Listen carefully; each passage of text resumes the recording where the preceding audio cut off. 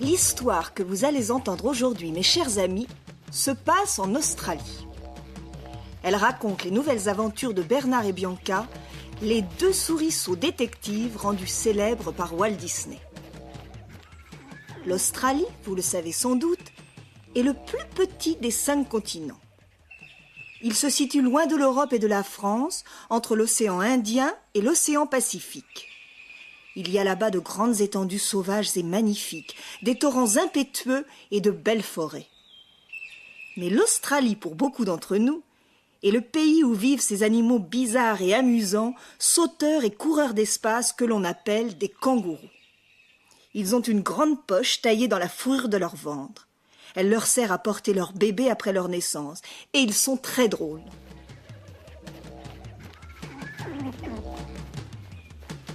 Nous voici donc en Australie.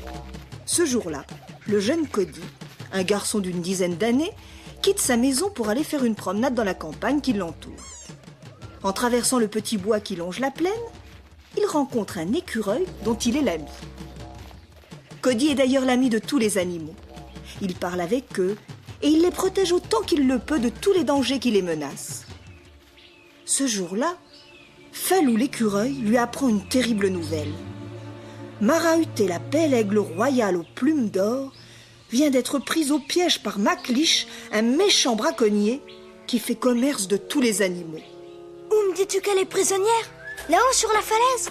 Je vais essayer de la délivrer. Sans hésiter, le jeune Cody, qui est robuste et agile, entreprend courageusement l'escalade de la haute falaise. Il se sert de toutes les saillies de la roche pour s'élever mètre après mètre jusqu'au sommet.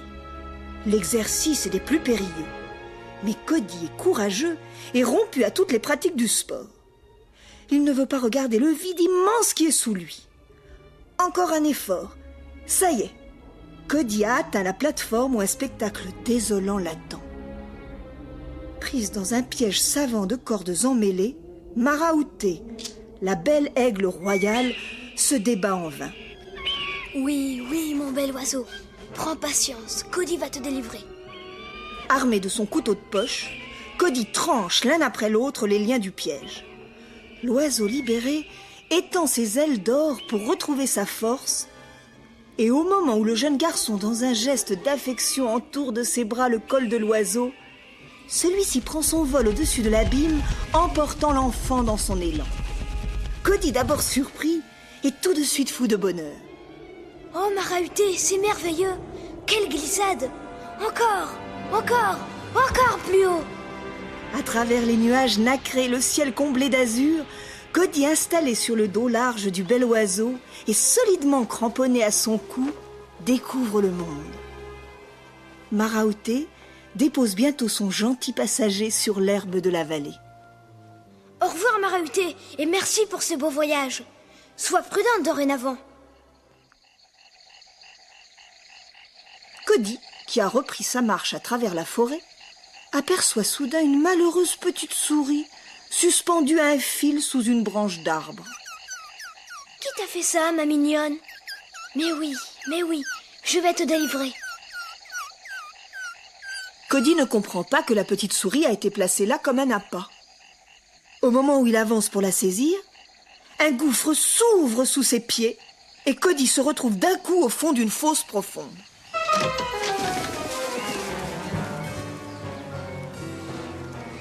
Non loin de là, à l'affût dans son repère, Maclich, le braconnier, perçoit le signal lui indiquant que le piège a fonctionné. S'adressant à son énorme lézard domestique Johanna, bête monstrueuse et cruelle, et dont la taille est celle d'un crocodile, il crie tout joyeux. « Ça y est, Johanna, j'en ai pris un. Allons voir ce que c'est aujourd'hui. Un cochon sauvage, un gros chat des bois. » S'approchant de la fosse, il découvre Cody qui hurle de rage. Oh non, c'est un petit garçon. Mais qu'est-ce que tu fais là-dedans, garde-moi? Sortez-moi d'ici. Vous êtes ce sale braconnier qui tend des pièges à tous les animaux. Je vais me plaindre aux Rangers. Ah non, oh Rangers, t'en supplie. C'est pas un piège, c'est cette idiote de Johanna qui creuse des trous partout. Vous me mentez, c'est un piège. Il y en a dans toute la forêt. Après que McLeish eut tiré Cody de la fosse, il découvrit glissée dans la bretelle du gamin une belle plume dorée que Marahuté lui avait donnée en souvenir de leur merveilleuse rencontre. Tiens. D'où te vient cette belle plume, cher petit? Ça ne vous regarde pas, c'est un secret. Oh, mais non, c'est pas un secret. Elle vient de la belle aigle royale dont j'ai déjà eu le mal. Alors, tu vas parler? Où se cache-t-elle? McLeish menaçait Cody de son large coutelas. Mais l'enfant courageux tenait tête au braconnier. C'est alors que ce dernier décida de le ligoter et de l'enfermer dans son repère où d'autres animaux capturés étaient prisonniers.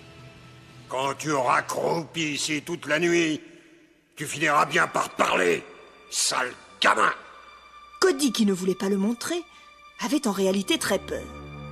Ses compagnons animaux, prisonniers comme lui dirent qu'ils n'avaient aucun espoir. Le cruel McLeish les livrerait à des trafiquants de peaux et de fourrures, et leurs jours étaient comptés. Cody ne savait pas pourtant que la petite souris qui avait servi d'appât et qui l'avait délivré avait alerté tous ses compagnons pour lancer une alerte rouge à SOS Secours Souris à New York. Toutes les souris du monde savaient que cette organisation puissante réussissait à agir partout où il fallait porter secours. Quand l'information parvint à New York, le vieux président souris convoqua en toute hâte tous les délégués dans les sous-sols du gratte-ciel où se tenaient les réunions. C'est très grave. Soyez attentifs. On vient de nous signaler qu'un petit garçon nommé Cody a été enlevé par un sinistre braconnier. Sa vie est en danger. Enlevé? Où ça? En Australie. Quoi? Que dites-vous? En Australie? Mais oui, en Australie, à l'autre bout du monde. C'est une mission dangereuse et difficile. Je crois que vous serez d'accord avec moi pour désigner nos deux meilleurs compagnons, Bernard et Bianca. Ils ont fait leurs preuves dans d'autres missions. Oui. Mais je ne les vois pas ici. Il faut les trouver, sans retard. Il n'y a pas de temps à perdre. Nous sommes en alerte rouge.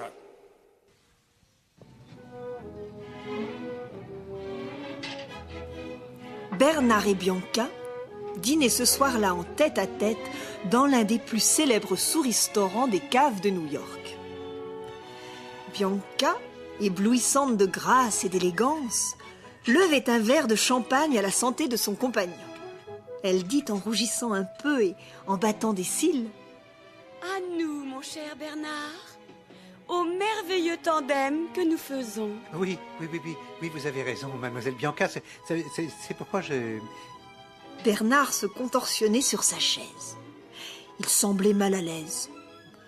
En fait, il manipulait au fond de sa poche une jolie bague de fiançailles qu'il aurait voulu offrir à Bianca, mais il ne savait comment s'y prendre tant il était intimidé. Il demanda à Bianca l'autorisation de quitter la table un moment. Il souhaitait reprendre ses esprits. C'est à cet instant que le maître d'hôtel, François, le criquet, apporta sur un plateau un message urgent.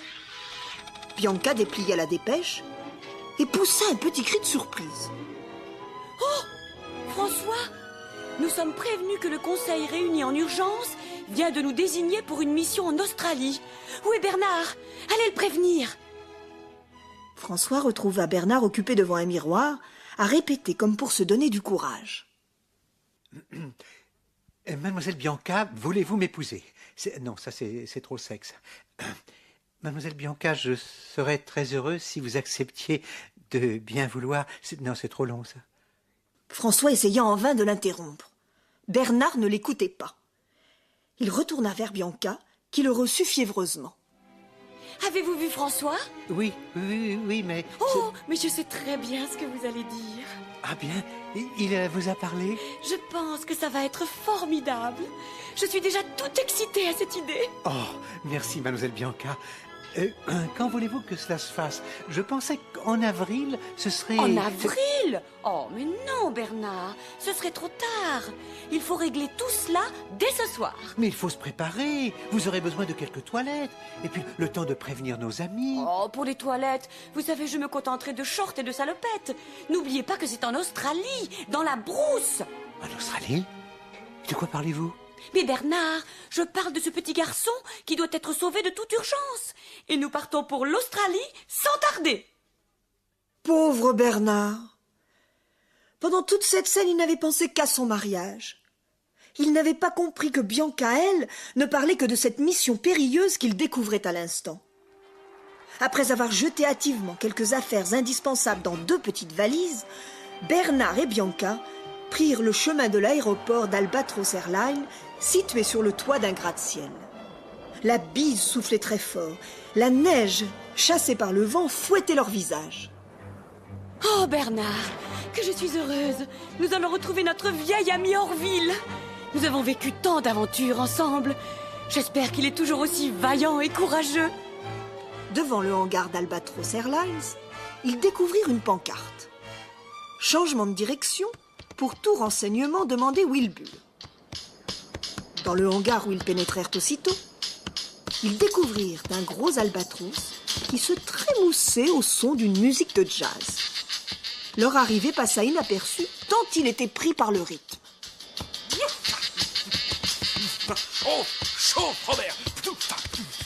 Ça balance. Bernard, faites quelque chose. Il ne nous entend pas. Il suffit de couper le son. Veuillez excuser cette interruption, monsieur, mais nous sommes membres de SOS Secours. Mon nom est Bianca, et voici... Bianca? Mademoiselle Bianca, la grande détective. Oh, quelle chance de vous rencontrer. Mon frère Orville m'a tellement parlé de vous. C'est un honneur d'être à votre service. Que vous faut-il? Nous devons partir sans délai. Sans délai? Et pour où? Pour l'Australie. Pour l'Australie?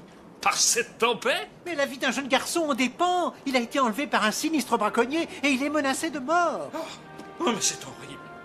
Tempête ou pas, Wilbur est à votre service. Nous partons sans retard. Grimpez à bord, mes jolis, et attachez vos ceintures très fort. Je vous le prédis, ça va chahuter. Aussitôt que Bernard et Bianca eurent gagné la boîte de sardines fixée sur le dos de Wilbur et qu'ils eurent déroulé le couvercle pour mieux se protéger, le décollage eut lieu. Mais le toit était verglacé et le pauvre Wilbur patinait comme une savonnette sur un lavabo mouillé. 10 fois il reprit son élan et 10 fois il se retrouva aplati au milieu de la piste. Il soufflait comme un phoque. Enfin, tant bien que mal, il atteignit le bord du toit et avant de s'élever dans la tempête, plongea un long moment entre les murs du gratte-ciel. C'était vertigineux. Bernard et Bianca crurent leur fin venue. Enfin, dans un effort désespéré, il parvint à se redresser et s'éleva bientôt dans le ciel blanc où tourbillonnaient les flocons épais d'une neige glaciale. Ah, ça y est, c'est gagné. Mais bon sang, j'ai les pattes gelées. Wilbur n'alla pas très loin. Il se posa bientôt sur la piste d'un grand aéroport et se glissa subrepticement dans les soutes à bagages d'un long courrier qui partait vers les régions de l'océan Indien. Le voyage se passa ainsi sans incident. À l'escale de Jakarta, Wilbur décida de voler de ses propres ailes jusqu'à la destination prévue, l'Australie. Mais je croyais qu'on avait pris un vol direct, commandant Wilbur. Vol direct. C'est vite dit, ça. Je suis pas Charles Lindbergh. Wilbur reprit son vol en direction de l'Australie pour se poser sur le petit aérodrome de Mugwump. Il faisait un temps radieux et le soleil était encore haut dans le ciel quand il entra en relation avec la tour de contrôle. Tour de contrôle, Mugwump, ici Albatros 1-3. Demandons autorisation à atterrir. Jake, le contrôleur de la tour, consulta sa liste. Toutes sortes de volatiles de petite taille y figuraient. Mais l'albatros, considéré comme un gros porteur, en était exclu. Voyons. Albatros. Albatros. C'est impossible. La piste est trop courte et trop étroite. Il court à la catastrophe. Allô, Albatros 1-3. Autorisation refusée. Piste ne convient pas. Cherchez un autre point d'arrêt. Danger d'atterrir. Quoi? Qu'est-ce qu'il raconte? Il dit que la piste est trop courte, qu'il faut chercher ailleurs, que c'est très dangereux. On va pas se laisser impressionner par un petit contrôleur de tour. Allô, ici Albatros 1-3. Écoutez-moi, Australien, j'arrive de New York. J'ai 20 000 km de vol dans les ailes et je suis capable de me poser dans un mouchoir de dame. Alors, autorisation ou pas, j'y vais. J'ai déjà amorcé ma descente. Jake, affolé, se précipita vers la piste, persuadé qu'il allait assister à un désastre. Tous les mêmes, ces amerlots. Se croient toujours plus forts que les autres. De fait, l'atterrissage de Wilbur fut acrobatique. Comme au décollage de New York dans la tempête, Bernard et Bianca crurent une fois de plus leur dernière heure arrivée. Wilbur dut freiner des 2 pattes et du croupion pour ne pas s'écraser contre un énorme séquoia.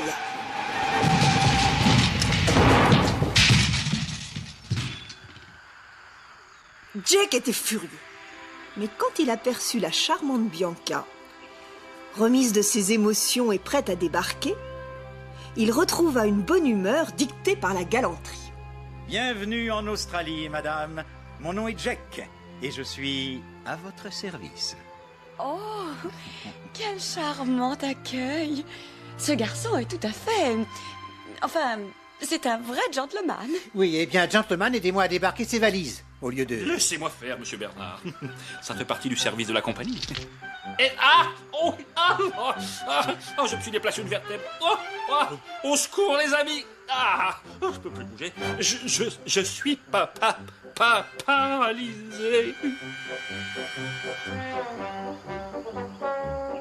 Pauvre Wilbur, éprouvé par son terrible atterrissage, fourbu, rompu. Il venait d'accomplir le dernier effort, fût-il infime, qui mettait fin à sa mobilité. Cain, K, Jack et son aide Sparky, assistés de Bernard et Bianca, le conduisirent vers l'hôpital de l'aérodrome, aménagé dans la carcasse rouillée d'un autobus abandonné. Vous voilà entre de bonnes mains, cher Wilbur. Nous partons maintenant à la recherche du jeune garçon prisonnier. À bientôt. Non, m'abandonnez pas. Non, j'ai horreur des hôpitaux. Je vais très bien, je me sens très bien, regardez. Je peux voler, courir, marcher. Non, je peux plus bouger. Entouré par une armée de souris infirmières, Wilbur se débattait à grands cris de douleur. Chaque geste lui arrachait un hurlement. Mais ce fut à l'instant où il entendit le chirurgien annoncer qu'il allait l'opérer qu'il prit une décision héroïque. M'opérer? Ça jamais! Me déplumer, me découper, me charcuter! Il faudra m'attraper la mort! Réunissant toute son énergie, il se redressa et tenta de fuir par la fenêtre. Le docteur, ses aides et les infirmières se jetèrent sur lui pour le retenir par les pattes. Chacun tira de son côté. La traction exercée violemment fut salutaire. La vertèbre retrouva sa place et Wilbur son agilité. Ça y est, c'est fini, je suis guéri. Youpi! Adieu, docteur. Envoyez votre facture à New York. Disant cela, Wilbur tout guilleret franchit la fenêtre et s'envola à tire-d'aile vers un horizon plus serein. Lorsque Jake apprit que Bernard et Bianca n'étaient pas mariés, il se montra encore plus galant à l'égard de cette délicieuse petite souris. Bernard était d'autant plus jaloux que Jake, habitué à la brousse australienne, prenait l'initiative des opérations. Votre carte, vous pouvez la replier. Ici, elle ne sert à rien. Mais alors, comment s'orienter pour accomplir notre mission? Croyez-moi, mademoiselle, faut se fier à l'instinct. Et pour ça, il vous faut un bon guide. Comme moi, par exemple. Oh, Monsieur Jack, vous voudriez bien nous aider? Si je veux, bien sûr que je veux. Qu'est-ce que je ne ferai pas pour vous, mademoiselle?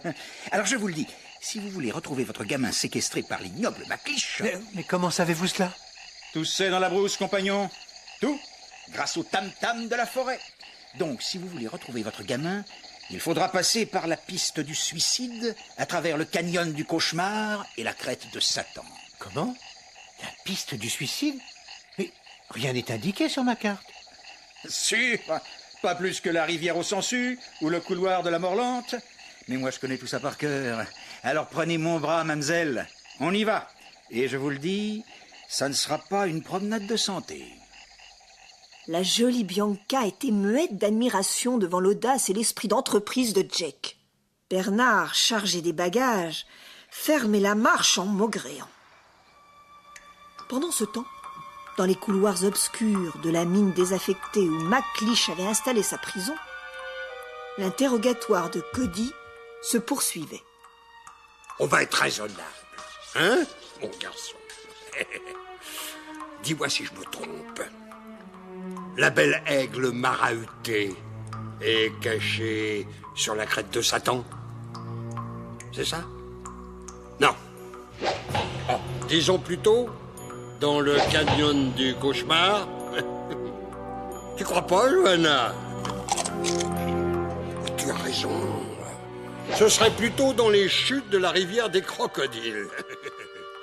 Alors, tu réponds, sale moutard. Cody refusait toujours de fournir la moindre information. Il restait muet, prêt à endurer les pires supplices plutôt que de trahir la belle aigle royale. McLeish écumait de rage. Dans les chemins difficiles de la brousse qu'ils traversaient, Bernard et Bianca avançaient péniblement. Jack était parti en avant pour dégager les pistes. Il réapparut à l'instant où un énorme boa, descendu d'un arbre géant, convoitait d'une langue fourchue et avide les deux petites souris américaines. Pas touche aux souris aujourd'hui, grand tortillon de malheur. Regarde-moi bien en face. Joignant le geste à la parole, il referma la gueule du gros serpent de son lasso qu'il lança avec dextérité. Te voilà bien muselé et inoffensif.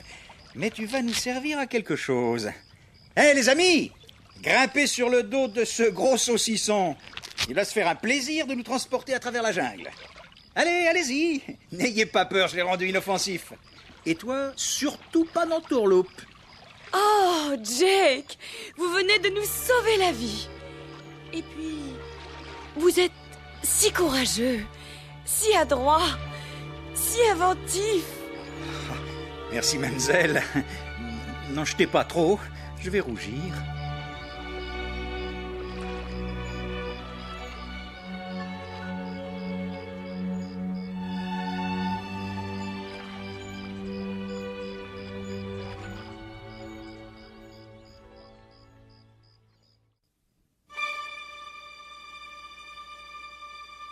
Dans la prison où Cody était enfermé avec des tas d'animaux rares, le désespoir était à son comble. Le jeune garçon ne voulait pas accepter sa défaite. Tous les animaux avaient beau lui dire que McLeish allait les livrer à des trafiquants de peaux et de fourrures. Il ne les écoutait pas et continuait à chercher le moyen de fuir. Ne vous inquiétez pas, nous sortirons de cette prison. Il suffirait d'atteindre les clés pendues à ce mur. Si j'arrivais à m'emparer de ce long bâton, j'y parviendrai. Ah oui, oui, il faut l'aider. Voilà, on y est presque.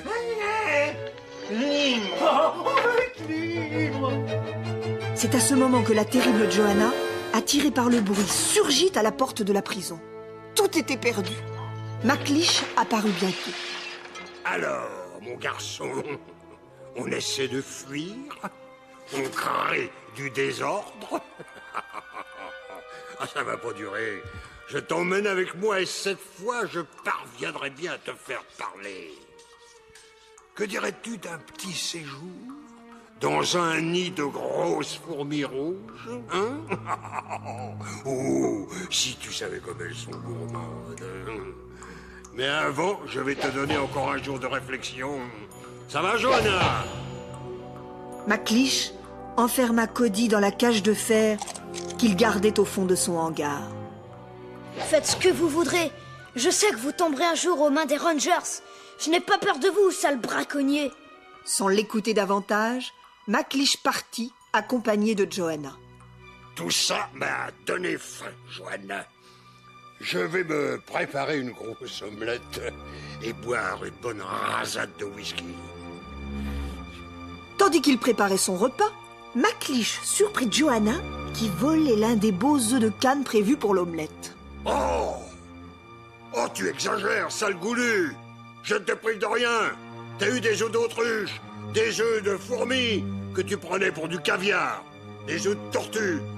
Je te donnerais même des œufs d'aigle, si j'en avais. Des œufs d'aigle. Voilà la solution. Je suis idiot de ne pas y avoir pensé. C'est comme ça que j'aurai le bel oiseau aux plumes d'or.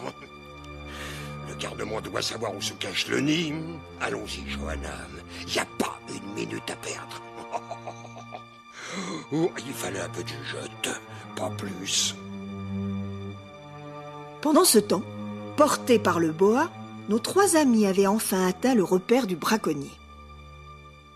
Jake, le premier, franchit la grande porte restée ouverte. Faites gaffe, mes amis. Allez-y doucement. Le danger, c'est le grand lézard qui accompagne McLeish partout. C'est très dur de lui échapper. Oh! Mais regardez! C'est McLeish. Oh, il est encore plus effrayant que je ne l'imaginais. Il pousse le petit garçon dehors. Il le libère? Silence. Écoutez. Tu as gagné, petit. Je n'ai plus besoin de toi. Ah bon, tant mieux. Ouais. Ta protégée, la belle aigle royale, a été descendue ce matin par un chasseur. Bang! D'un seul coup de fusil. En plein vol. C'est pas vrai. Vous mentez. C'est pas possible. Personne ne tire sur un aigle, sauf vous. Et d'abord, comment le savez-vous? Je l'ai entendu tout à l'heure, sur la radio locale. C'est bien malheureux. Un bel oiseau comme ça. Elle valait une fortune vivante. Et puis, les œufs qu'elle a dû laisser dans son nid. Perdus. Plus de bébé aigle. Oh, quelle misère. Allez, au revoir petit et sans rancune. Je suis sûr que ce type ment. Je suis de ton avis, compagnon. Il prépare un coup tordu. Faut ouvrir l'œil. Tandis que Cody, désespéré, se dirigeait sans hésiter vers la falaise, nos 3 amis furent tirés de leur doute par le grondement retentissant d'un gros moteur que l'on mettait en marche. Ils virent bientôt surgir du hangar l'énorme engin de McLeish. C'était une sorte de camion équipé à la fois de grosses roues et de chenilles. Sur la plateforme était fixée une grue et un treuil. À l'arrière, bien amarré, une solide cage à gros barreaux de fer où McLeish enfermait les proies qu'il ramenait de ses pièges. Dans la cabine, l'ignoble Johanna se pavanait à côté de McLeish. McLeish laissa s'éloigner le jeune Cody et bientôt se mit en route pour le suivre à distance. Jack, Bernard et Bianca en profitèrent pour sauter à l'arrière du camion. Pauvre Cody, il ne se doute de rien. Regardez, il descend le long de la falaise. Il faut le prévenir. J'y vais. Non, on y va tous. Ils quittèrent le camion et atteignirent bientôt le bord de la falaise. Le gouffre qui s'offrait à leurs yeux était impressionnant. Cody, agile, avait déjà disparu. Ils entreprirent à leur tour la descente périlleuse et vertigineuse. Accrochez-vous à moi, mademoiselle Bianca. Non, non, non, à moi. Je suis plus près. Merci, merci. Je n'ai besoin de personne. J'y arrive bien toute seule. Ils parvinrent bientôt à la cavité ménagée dans la roche. Cody était déjà là, en admiration devant les gros œufs posés sur le nid de branchage. Cody! Bah, qui m'appelle? Où êtes-vous? Nous sommes les souris de SOS Secours, envoyés de New York pour te délivrer. Là, tu nous vois? Attention, Cody, tu es tombé dans un piège. McLeish est là-haut sur la falaise. Il te surveille. À cet instant, ils aperçurent une ombre immense qui planait au-dessus du nid. C'est ma Rahuté! Elle est vivante! Je le savais! Faut la prévenir, petit. Elle va se faire prendre par ce malotru. T'as tout compris? Éloigne-la. Marauté, non, n'approche pas. Va-t'en, loin, va-t'en. Hélas, il était trop tard. McLeish, en braconnier adroit, avait déjà projeté depuis son camion une toile immense en forme de parachute qui s'abattit sur le bel oiseau en plein vol. Un système savant de cordes tenues par des contrepoids enferma aussitôt la proie. McLeish mit le treuil en route, et tandis qu'il remontait sa prise, le jeune Cody s'élança dans le vide et s'accrocha désespérément à l'une des cordes. Faut faire quelque chose. Jack projeta son lasso qui s'enroula autour d'un contrepoids. Courage, les amis, cramponnez-vous. On y va. Jack et Bianca parvinrent à saisir le bout de la corde. Bernard le manqua et fut ainsi abandonné au bord de la cavité. En haut de la falaise, McLeish hurlait de joie. Anna! Je l'ai! Ah, laisse-moi l'enfermer dans la cage. Tiens, on a même en prime le garnement. Allez, boucle-moi tout ça. Oh, le bel oiseau. On dirait qu'il est en or. On est riche, Johanna. On est riche. Misérable, assassin, fripouille. Un jour, vous paierez tout ça. Ne crains rien, Marauté, je te délivrerai. Tais-toi, petit. Du calme. Ça sert à rien de secouer tes barreaux, la cage est solide. Et toi, Johanna, qu'est-ce que t'as frétillé comme ça? Ah, je comprends. Tu voudrais ta récompense. D'accord. Je t'offre les gros œufs d'aigle comme promis. Vas-y, je t'attends. Régale-toi bien. Johanna, avide, les yeux pleins de convoitise, eut au fait de ramper le long de la pente jusqu'à la cavité où reposait le nid. Quand elle aperçut les gros œufs à sa portée, elle se trémoussa un instant, puis d'un coup se jeta, la gueule ouverte, sur le premier d'entre eux. Cody résista si bien que Johanna y laissa 3 crocs. Furieuse, elle attaqua à nouveau, sans d'autre résultat que de risquer de se briser la mâchoire. Elle n'y comprenait rien. Alors elle s'en prit aux autres œufs. Elle ouvrait une gueule immense qui se refermait en claquant sur la coquille, mais sans l'entamer. Johanna bavait de rage. Elle bousculait de ses pattes crochues les œufs dans le nid, les frappait, les griffait, les mordait encore, mais rien n'y faisait. Les œufs restaient intacts. Après un long moment de bataille, elle entendit la voix coléreuse et impatiente de McLeish. Il vociférait depuis la falaise. Alors, grosse gourmande, je vais pas attendre ici toute la nuit. Remonte maintenant, ça suffit. Alors, furibonde et dépitée, Johanna fit rouler les œufs hors du nid jusqu'au bord de la cavité et d'un coup de patte magistral les précipita dans le vide. Ainsi, elle se sentait vengée. Puis, elle remonta, le ventre vide, jusqu'au camion qui l'attendait. Oh là là là là là là. T'as dû te régaler. T'as la gueule pleine de bave. Sitôt le monstre partit, Bernard émergea de dessous les branchages du nid où il s'était dissimulé. Oh, ouf, un peu d'air. J'ai bien cru que cet infâme lézard allait me découvrir. Ma ruse a bien marché. Ces gros cailloux polis que j'ai trouvés ici ressemblaient tellement à des œufs qu'il s'y a laissé prendre. J'ai bien fait de me méfier et de cacher les vrais œufs. Bernard, à grand-peine, faisait rouler les œufs en place au fond du nid, quand il entendit soudain le bruit mat de 2 grosses pattes palmées qui se posaient lourdement à l'entrée de la cavité. C'était Wilbur qui, depuis sa fuite de l'hôpital, ne cessait de parcourir la région à la recherche de ses 2 petits passagers. Wilbur, qu'est-ce que vous faites ici? Vous êtes guéri?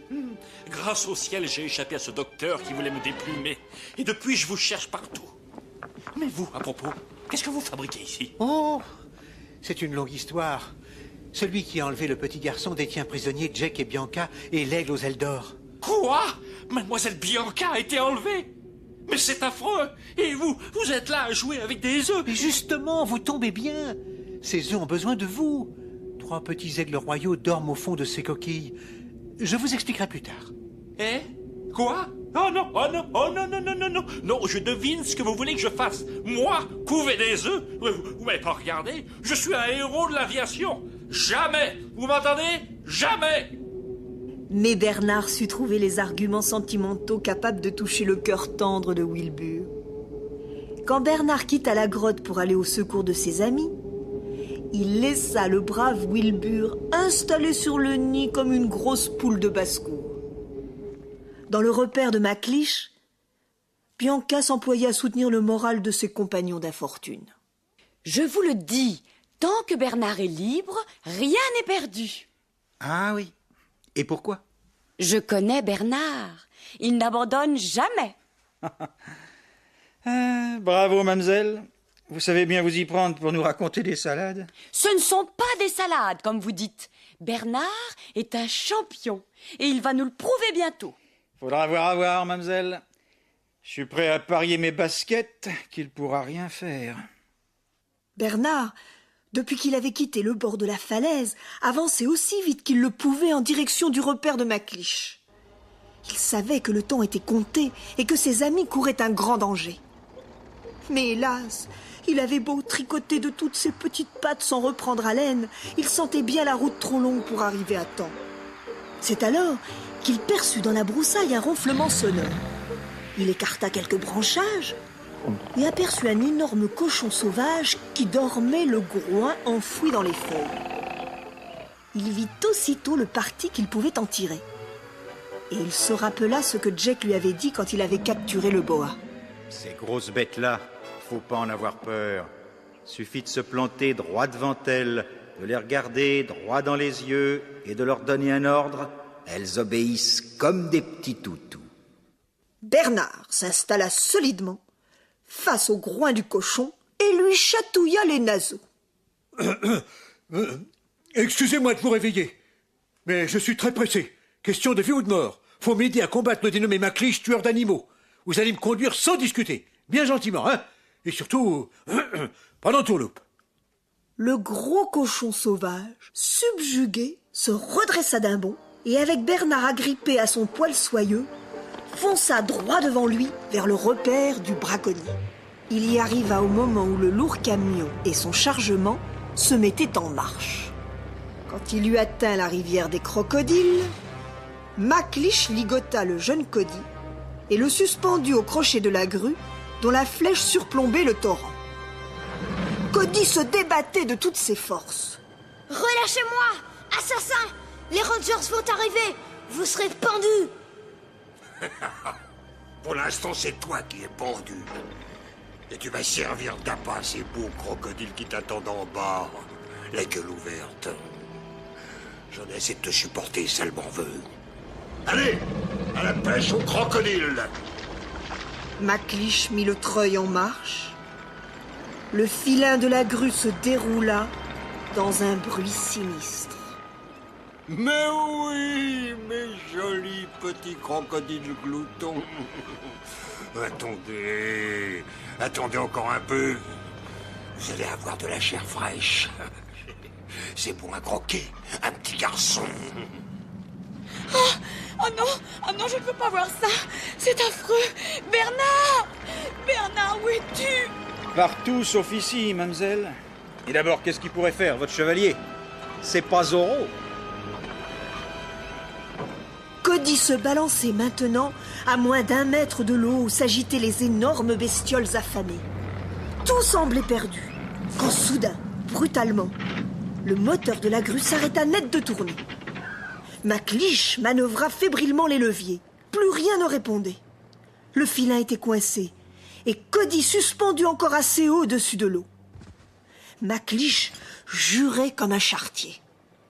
Ah, sacrebleu, mais qu'est-ce qui se passe ici? Ça pue le rat pourri. Il y a de la magouille là-dessous. Il se passait simplement que le petit Bernard n'avait pas perdu son temps. Il s'était glissé dans le boîtier de commande du moteur et de toutes ses dents, mettant les bouchées doubles, avait rongé tous les fils, provoquant ainsi un court-circuit et l'arrêt de la machine. Profitant de l'absence de l'affreuse Johanna qui avait quitté la cabine pour voir ce qui arrivait, Il décrocha la clé de la cage pendue à la paroi du camion et se précipita vers ses compagnons. Regardez, c'est Bernard. Oh, je le savais, j'en étais sûre. Jake, Bianca, la clé, attrapez! Adroitement, Bianca saisit la clé au vol et en un instant ouvrit la cage. Chacun s'enfuit de son côté, tandis que Mara-Utté, majestueuse, prenait son vol au-dessus du torrent. J'ai pas dit mon dernier mot, sale gamin! Je vais couper cette corde à coup de fusil et tu seras quand même dévoré! Le filin fut entamé par la balle. McLeish s'apprêtait à en tirer une deuxième, quand il vit arriver comme une furie la grosse Johanna qui poursuivait Bernard, zigzagant dans tous les sens. McLeish ne put l'éviter. Le choc fut colossal. McLeish, son fusil et le gros lézard firent un plongeon retentissant et disparurent aussitôt dans le torrent.